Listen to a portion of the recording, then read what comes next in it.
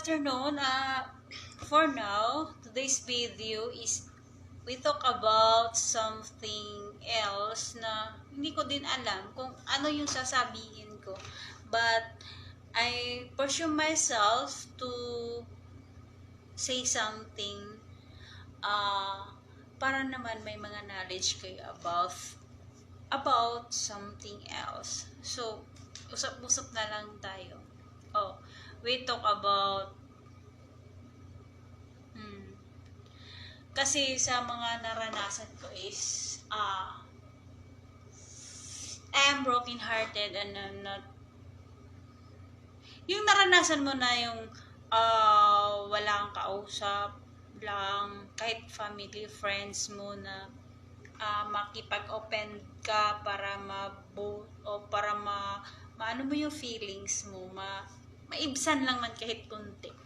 Yung feeling mo na gusto mo na magpakamatay for something na wala kang masabihan, wala kang ma-share for your problems. Pero, naisip ko kasi na, kung mamatay ako, siguro respect lang, 8 days, 7 days, naglalamay sila. Then, after 40 days, yun lang yung suffering nila. How about me? Diba? So, para magsasuffer din sila, gusto ko mabuhay. Yun lang. Kasi, pag iniisip mo magpakamatay ka, 7 days and 40 days lang yung suffering nila. How about kung mag-stay longer ka pa, mag-excess ka pa in the world, so habang buhay din yung suffering nila for you. Even though wala kang ginagawa na masama, wala kang ginagawa na something na makabothered for them, and you don't know what is your fault, sila yung nakaalam kasi, siguro for security, for insecurities, for something, whatever like that, yung mga fault na iniisip nila about you, na naka-overpass ka sa kanila. Pero, hindi naman. Sila lang kasi nag-overthink about you. So, that's why na ayaw nila sa'yo. May mga iniisip sila na bad things for you. So, wag kang magpakamatay. If you want to argue, if you want to revenge him or them, so magpakabuhay ka.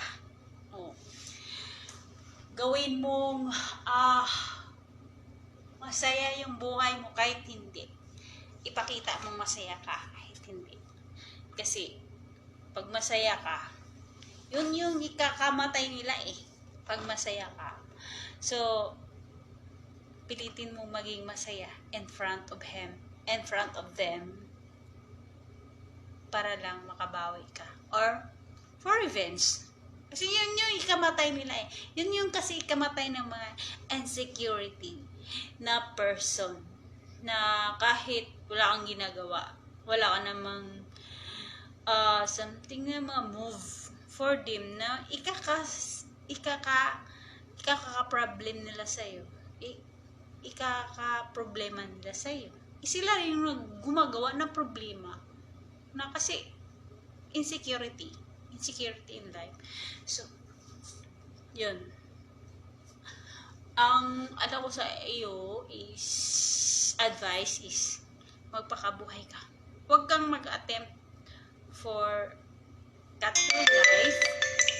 So, go on para sila yung mag-cut in life, hindi ikaw.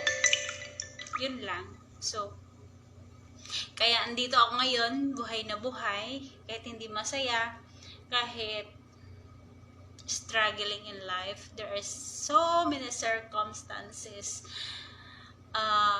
na hinaharap ko, but I'm not fighting for myself. Kasi gusto ko na din mamatay. Kasi for what? Hindi na ako masaya sa mundong ito. Nabubuhay na lang ako for revenge.